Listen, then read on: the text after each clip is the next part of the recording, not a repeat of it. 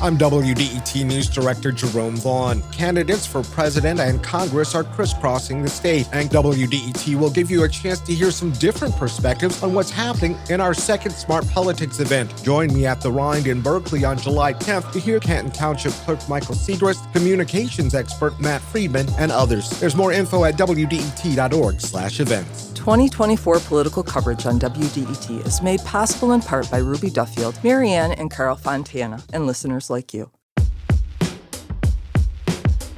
This nation was founded on the principle that all men are created equal. We hold these truths to be self-evident. That all men are created equal. I'll tell you what freedom is to me. No fear. I mean, really, no fear. Created equal. From WDET in Detroit, this is Created Equal. I'm Stephen Henderson, and with me in our studio is Kerry Jr. II. He is the show's producer. All right. How you doing, Stephen? Are you ready to talk about medicine, public health? Yes. Medicine's not my area. That's more my sister's bag, as they say. Same. I mean, she's a doctor and has a master's in public health and is kind of a star in the medical field. I leave this stuff to her. That's fair. My sister also has a master's in public health. She's not a doctor.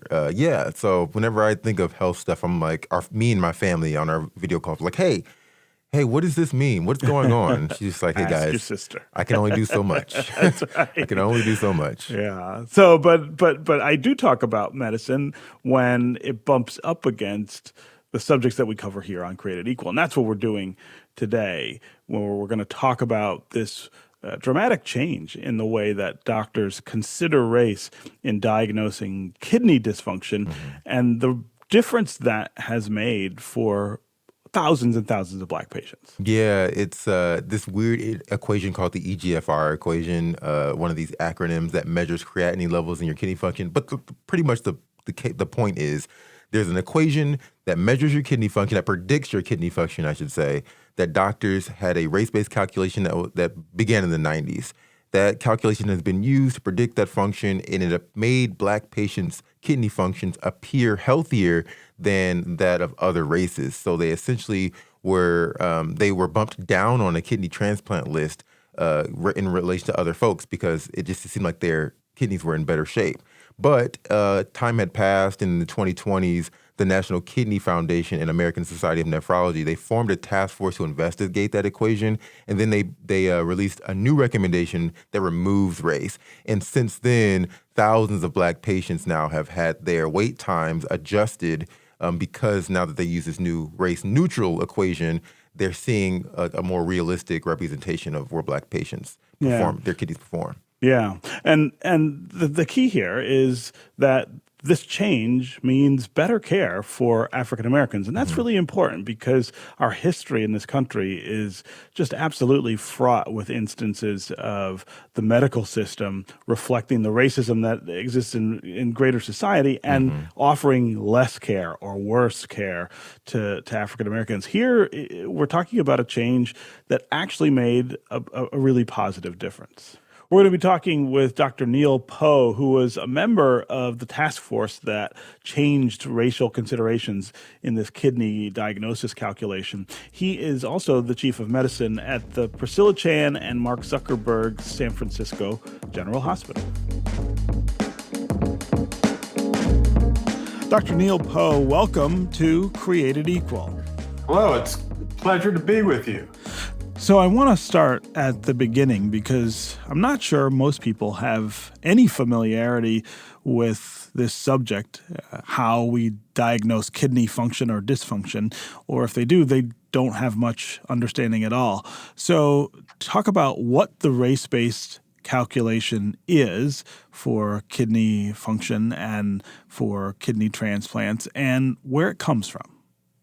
Yeah, so the race-based calculation that has been used to estimate someone's kidney function, and by kidney function, I mean the ability of our kidneys to filter unwanted or toxic substances from our body. This formula has been in place for over 25 years. It was first developed in 1999 but off of evidence that data was different, not that the filtering function was different, but that the substance that we call creatinine was different among African Americans than among other races and ethnicities. So it was incorporated about over 2 decades ago based on this evidence. But the complication of that is that 20 years later, it confused young physicians as well as patients about why this social term that we call race was included in a biologic measure of how well the kidneys work.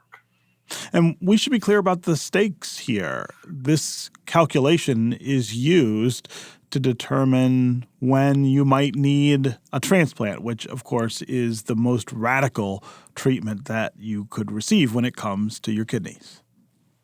That is true. It's used to determine whether people are placed on the waiting list. People who have chronic kidney disease are placed on the waiting list for a transplant. But the formula is not only used for that, it's also used for when to refer individuals to a kidney specialist. Mm-hmm. And I think very importantly, it's used to decide whether to administer drugs or the dose of medications to individuals, because our kidneys also work to eliminate even beneficial medications to us. So it's used for the formula is used for a variety of indications. Mm-hmm. And let's talk about the sort of, I guess, the racial dimension of that and explain why this is necessary. Why do we need to consider race when we're thinking about all of this? Yeah. So where this came from, actually 50 years ago, there was a equation that we call creatinine clearance. It's actually called the Krakow-Gault after the people who developed it. And that formula was developed in the 1970s. It was developed on 249 white men who were in a hospital in Montreal, Canada. And then that formula was extrapolated to all their ethnicities and also to women as well. And then almost 20 years later, actually an African-American scientist working at the NIH did a study that looked at the substance creatinine. Creatinine is a substance that we use to measure kidney function. Creatinine is produced by all the muscles in our body, and its breakdown then is eliminated through the kidney.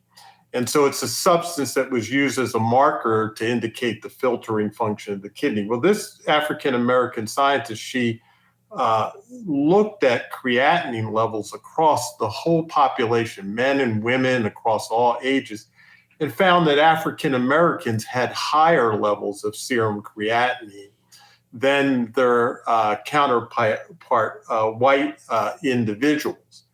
And the reason for that wasn't clearly understood.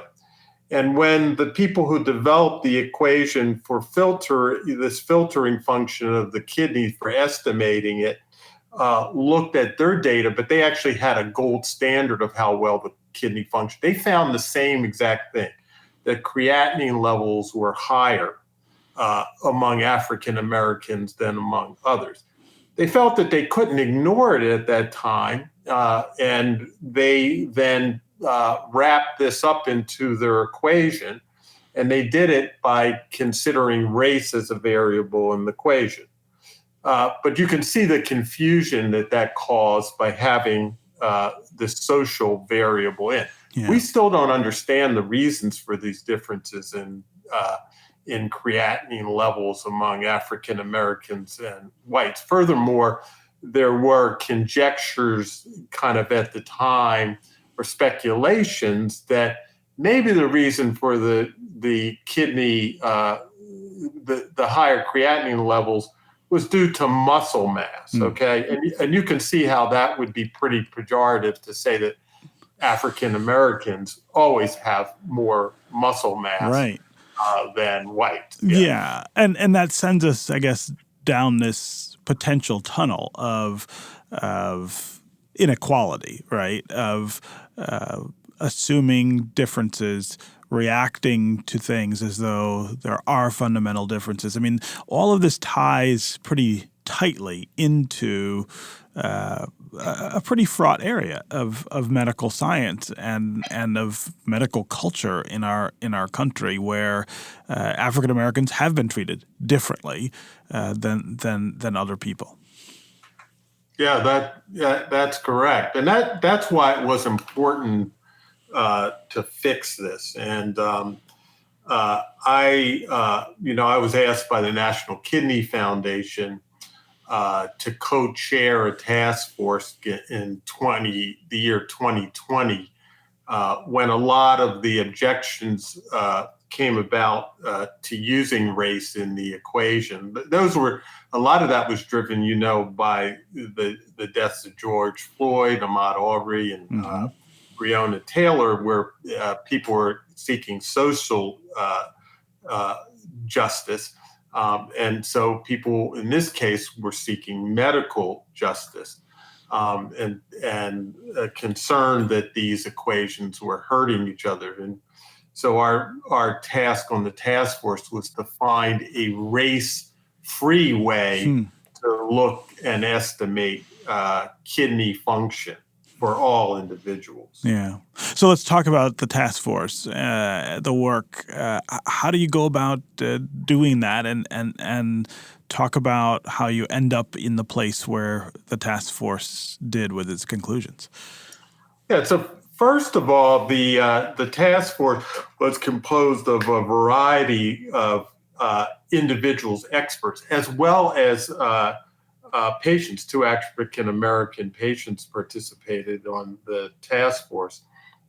And our job was to understand this issue. So a lot of what we did first, we started with the evidence and laying out the evidence for why race was included, and as well as our values, what we wanted to aspire to.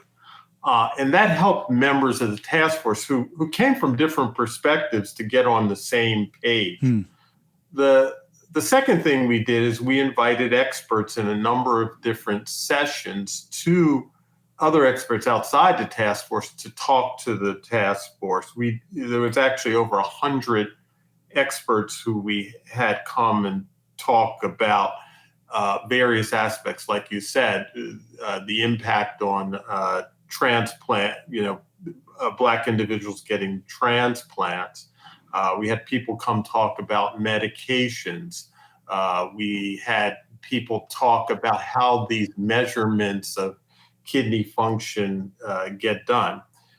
And then we also, in addition to that, had we had 3 open forums where we invited patients and their caregivers. We had a forum where we invited young learners who were learning in the medical profession, and we had a session where practitioners were invited to comment to the task force. I think the important part of this is that the task force evaluated 24 different ways in which we might eliminate race from these equations. And to do that, we came up with a set of attributes that we aspired to see. And they included the availability of different markers to measure, blood markers to measure kidney function, They included its impact on the consequences, included measurement issues, and included patient values. We wanted the approach to be patient-centered. And fortunately, we were able to come up with a solution that unified all of us. And that was promulgated and took us a year in 2021. Mm-hmm. And we published those recommendations in a couple medical journals. And what's been great about it, the unification has been great because after about 18 months, 2/3 of all the laboratories in the country have now adopted the new race-free equation. And that's just something to celebrate. It's even interesting because the original equations, the race-based equations, took actually 14 years before they were even adopted into practice. But this was only within, several months. So we know that we found a great solution to this problem. Yeah. I want to talk about what the outcomes that you expect might be from changing it this way, right? So going to a more, a race neutral way of looking at this, what will be better for patients? Yeah, so that's very interesting. It's a very interesting question, astute question. What's interesting, and let me just go back a little because in 2020, the way that institutions began trying to think about social justice, that they wanted to eliminate race, they just dropped the race variable from the equation. Mm-hmm. But that actually was not the right way to do it, because by doing that, you essentially are removing African Americans' data from the studies. If you extrapolated that to all of medicine, then you would say we never need to have African Americans ever enrolled in a clinical in our clinical trials or research, and just base all the measurements that we do on the white majority population. That was, in fact, what happened 50 years ago with the Krakow Gulf. So the new approach, what it does is it understands that there's a different signal for African Americans than for whites, but it blends those signals together. Therefore, it changes the equation, not just for African Americans, but for whites and other ethnicities as well. So it will have an impact on both. I haven't yet seen research studies on the actual impact, but we do know that the new formula will probably move some people up on the waiting list. In fact, what's called the Organ Procurement Transplant Network actually allowed kind of a strategy where individuals who might have been harmed by the past formula could then be their waiting time reset. Yeah. So we know that that's happening, but I think it'll take a little bit more time to understand the real impact on whether African Americans get more transplants. But it might have also an effect on the other ethnic groups as well. Yeah. Okay, we're going to take a quick break, and when we come back, we're going to continue this conversation with Dr. Neil Powe about the calculations for kidney functions, making them race neutral in America. We'll be right back with more Created Equal.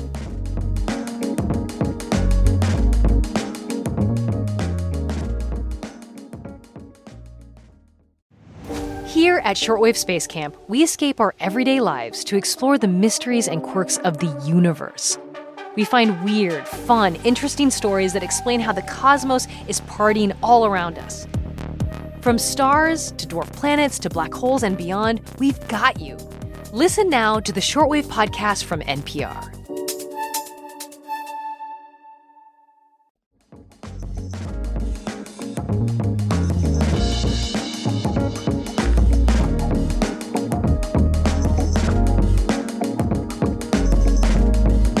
Welcome back to Created Equal from WDET in Detroit. I'm Stephen Henderson, and I'm really glad you have decided to join us. Our guest today is Dr. Neil Powe. He is the chief of medicine at the Priscilla Chan and Mark Zuckerberg San Francisco General Hospital.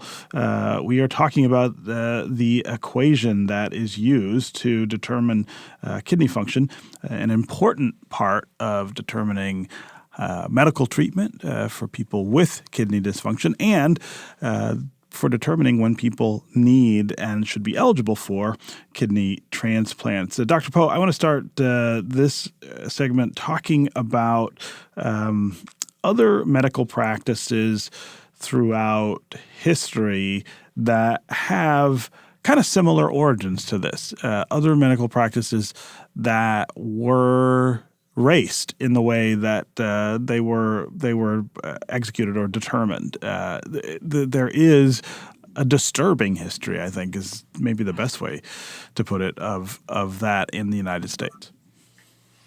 Yeah, that's true. We all go back and think about the Tuskegee experiment, which just was an ethical nightmare and hurt African Americans, and that's always in our mind when we think about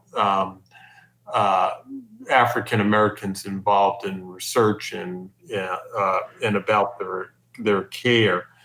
The practice of using race in different algorithms, I think, was the initial thoughts about it and why people did it was they thought it was achieving more precision, but it was a very blunt way to do that.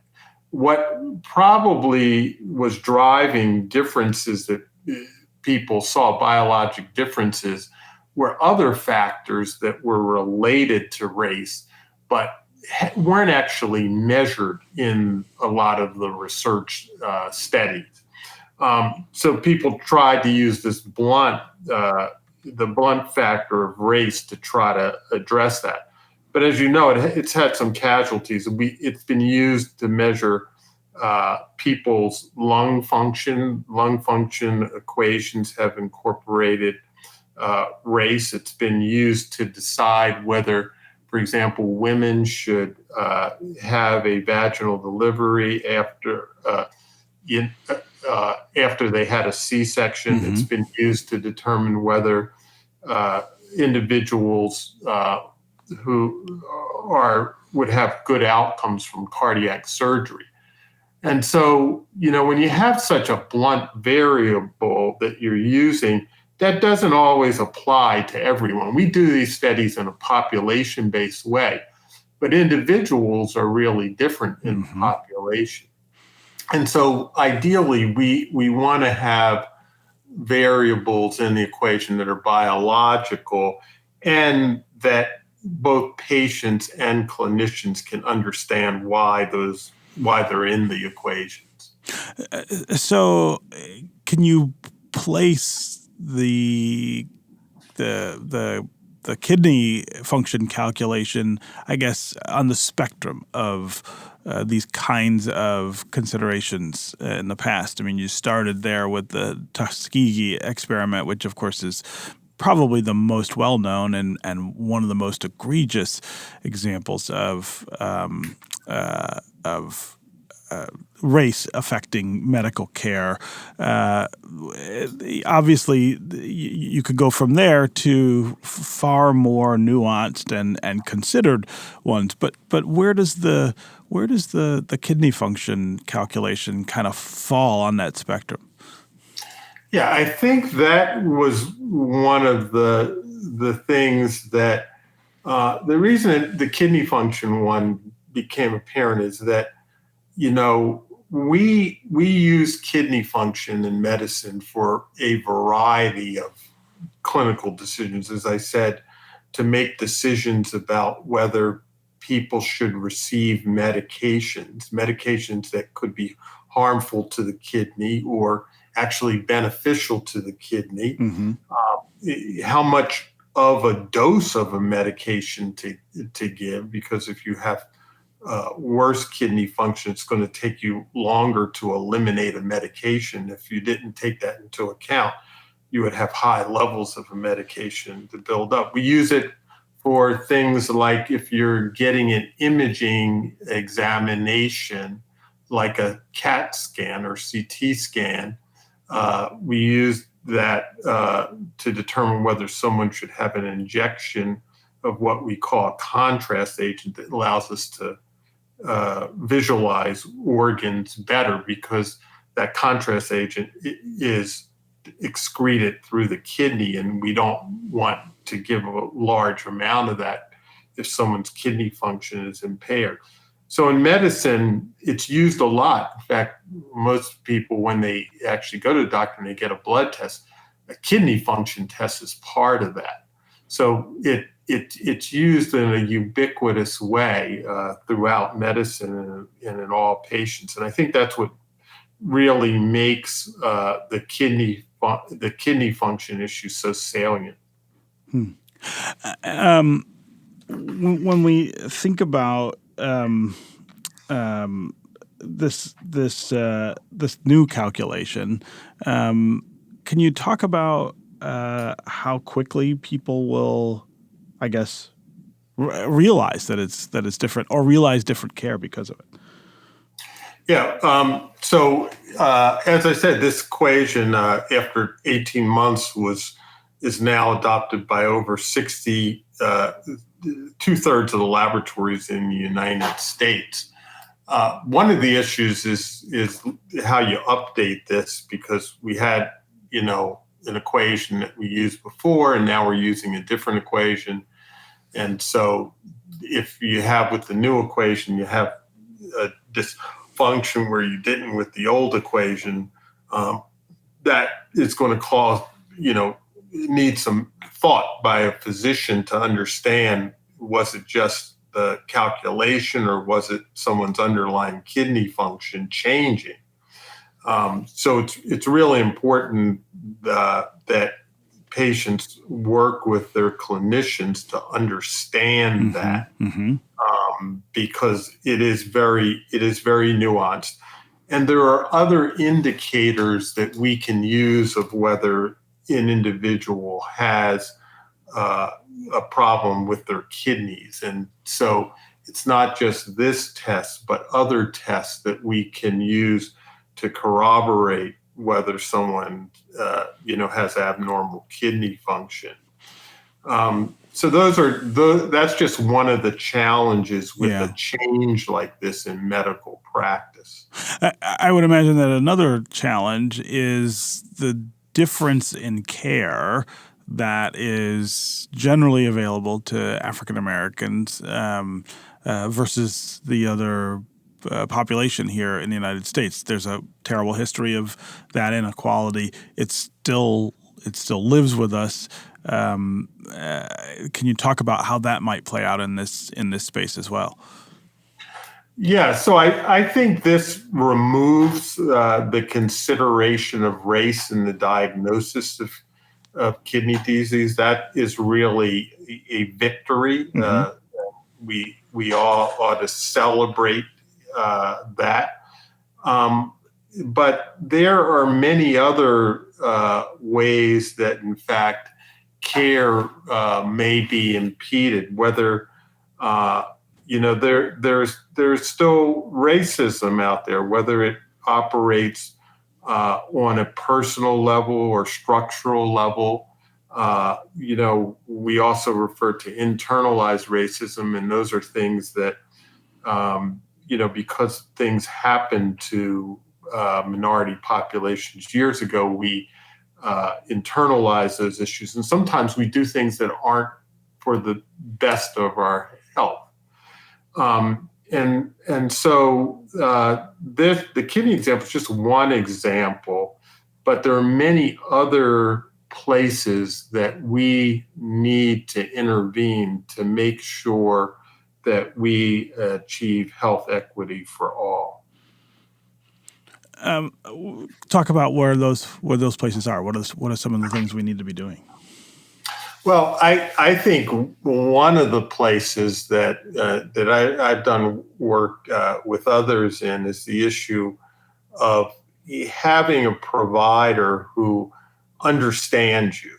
And we've done work where we've looked at whether patients having a provider of the same sex or the same race leads to a better experience of care. And that is very true and been replicated in a number of studies.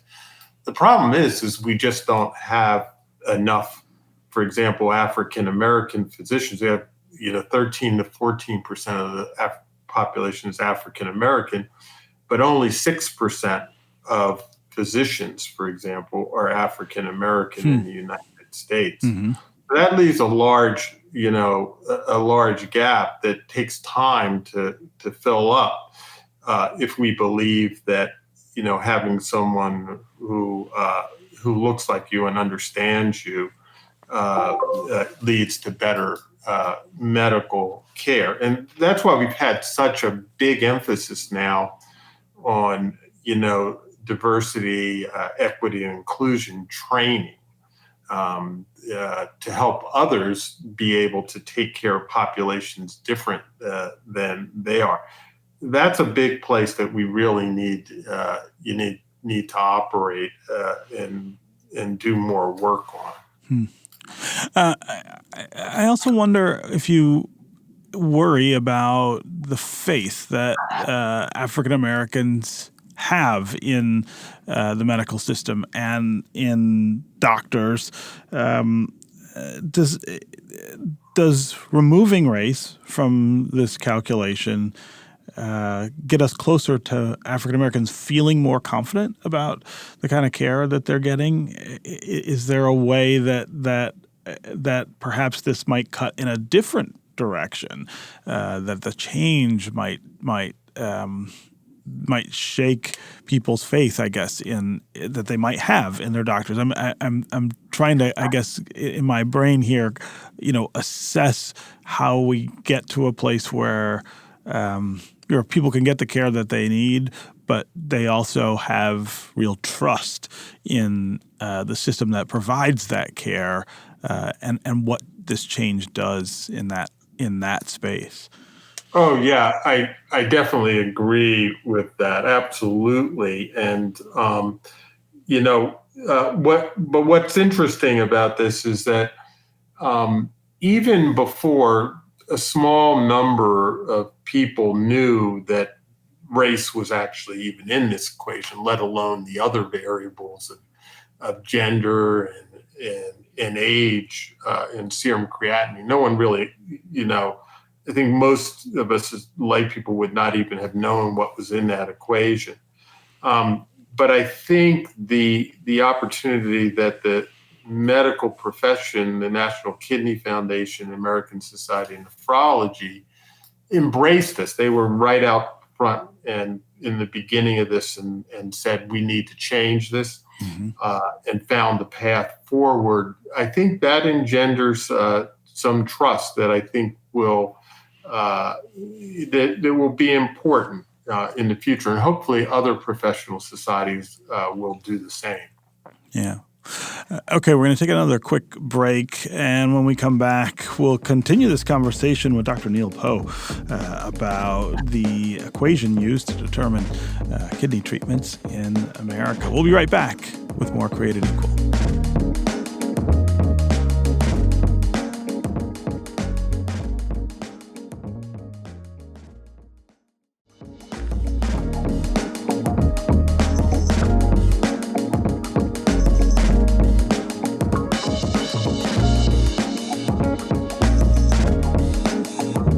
Welcome back to Created Equal from WDET in Detroit. I'm Stephen Henderson, and our guest is Dr. Neil Powe, Chief of Medicine at the Priscilla Chan and Mark Zuckerberg San Francisco General Hospital. We're talking to him about race and medical diagnosis, a change in the way that that doctors are using race to determine kidney function and the needs that people have with their kidney function. We're talking about how that fits into the larger context of race and medicine.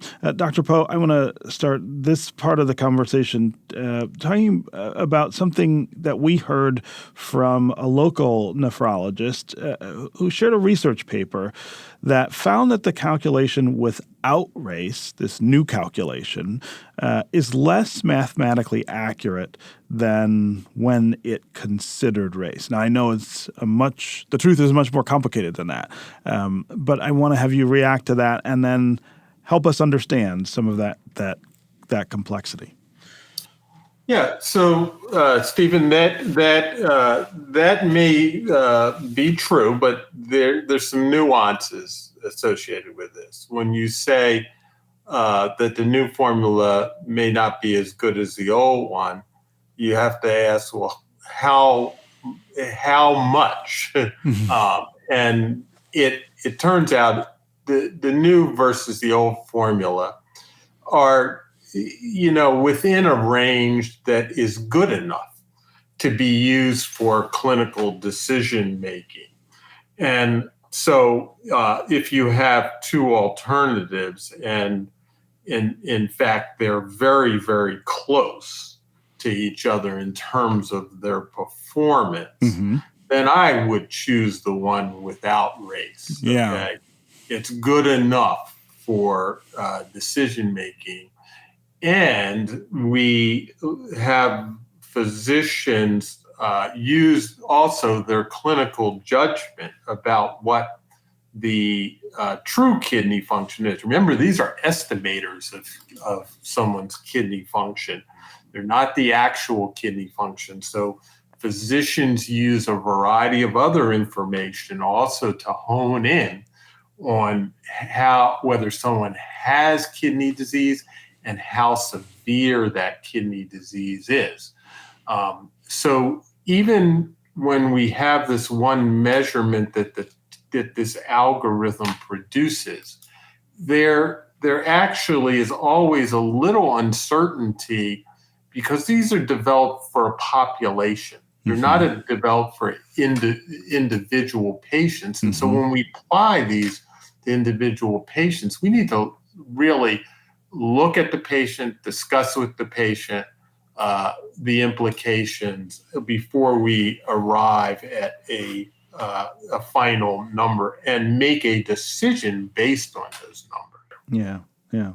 So I also wonder if we can talk about other medical practices that still exist, that still use race, and I guess why that might be either a good thing or a bad thing. I mean, again, this is all pretty complicated, and there are some instances in which it makes sense to use race, but are we still doing things in a way that uses race inappropriately as well? Well, yeah, that's hard to say. Even though the National Kidney Foundation was out front on this as the first group to remove race from these equations, there's still areas in medicine where race is still used in these calculations. Interestingly, there was a report at the time that this was happening for Congress people commissioned a study by the federal government to look at the evidence for incorporating race into equations. I think there was Elizabeth Warren and Cory Booker and Barbara Lee here in the San Francisco Bay Area. And they asked this government agency to do an exhaustive look at the evidence. And what that report that was recently published a couple months ago showed is that in fact the use of race in some cases was beneficial, in some cases was harmful, and some cases had no effect at all. And so it gets complex because each area of medicine is different, and the rationale at the time for including race in the equations was different depending on the circumstance. It wasn't like everybody said, oh, race needs to be included in every equation. It was because there was some underlying evidence that was driving this. And that's important because we don't want to throw out the baby with the bathwater. There may be places where it's important to understand race or what race is representing when it's used, and that it may, in some cases, be helpful until we understand better in medical practice what's driving this variation. Yeah. How do we guard against, though, the negative use of race that we can probably sit here and catalog lots of different instances where that has happened. I mean, and that kind of gets us back also to the faith that African Americans have or should have in the medical system. Yeah, so I think academic institutions like the one I work at, University of California, San Francisco, we have a responsibility to teach young learners, the physicians of the future, how to be ethical, how to reach health equity, how to treat every patient in the same way, or at least understand what patients want. So I think it starts there for the future workforce, and having confidence that we're arming them with the tools to deliver equitable care. I think then, for existing physicians, professional associations are right on top of this, like the National Kidney Foundation, to educate its members about the judicious use of medical tests. And I think also involving patients, just like you're having this discussion today, that patients understand at least what some of these issues are, and they can bring them to their physicians and have discussions with their physicians about their own personal health care. Yeah. How can medicine consider race without overcorrecting and, I guess, perpetuating racial biases? Like, what's the line there? Yeah, I think, medical science evolves, over time. It's evolved. We don't practice the same medicine that we practiced 2 centuries, 1 century, or even a decade ago. So it's learning as we have new research that emerges that helps us understand how to deliver better care. So we need to scrutinize every time that we even develop a new test or have a new way of doing something, whether it's equitable, whether it has unintended consequences, that may disadvantage one group of individuals over another. So this is not something that we do once in time. It's something that the profession has to embrace in many ways, as I said, through its learners, through its professional associations, through its education with patients. Yeah.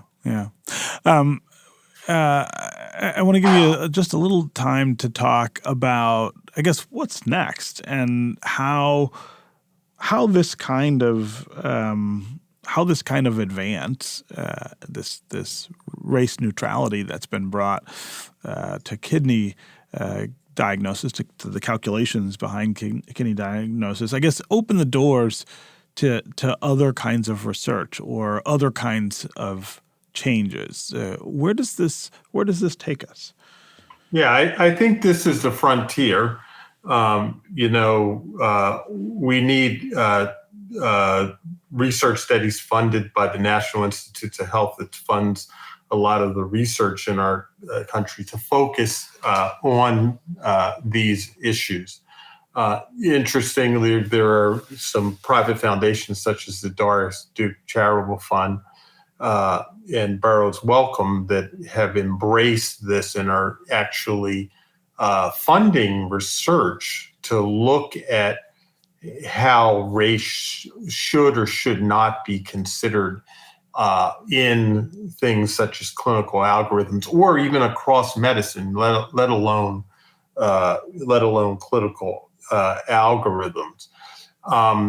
So there's a variety of frontiers of research. We need to embrace the look and the delving into understanding what race is, what is underlying its correlation with health outcomes, so that we can intervene in an appropriate way to make people healthy. Yeah. Just listening to you talk about that, though, I mean, it does brush up against the questions about race consciousness that we're kind of struggling with. You can't do what you're talking about doing without race consciousness. I mean, this idea of pretending, I suppose, that inequality doesn't exist, it would bury, I guess, the kinds of pursuits that you're referencing here. Yeah, that's right, Stephen. Many people, would think that race is a 4-letter word and that shouldn't be spoken, right? I think that, I don't think that's the way to think about it. I think we use the term race conscious. And I think that's really important to recognize how we use race appropriately or inappropriately, and then correct it if it's inappropriate. So I think that's really important. I like to encourage people to do, think about race consciousness in how we do research, how we do education in the medical profession. Yeah. Okay, Dr. Neil Powe, it was really great to have this conversation with you and have you explain for our listeners a rather complicated medical subject so that they can understand how medicine is advancing and changing the way we think about race. Thanks so much for being with us on Created Equal. Thanks for having me, Stephen.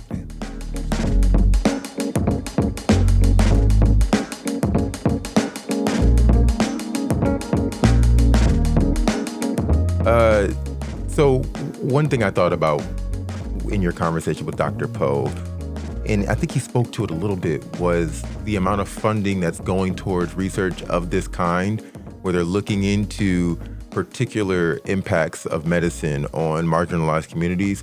I wonder how much attention is being given to research teams of color and whether or not they're being invested in order for us to come across more medical practices of this sort. Like, you never know. I think that's an important point because this discussion we had today is just a fraction of the universe of the ways in which race influences medical care in this country, and even though there's way less of the intentional misdiagnosis or lack of care that used to happen, it's still a huge deal. And there are lots of ways that African Americans receive worse care because of racial bias. And so you need people really fly-specking everything that we're doing to try to find ways to make it better. I mean, the conundrum here that I feel like this episode touched on is,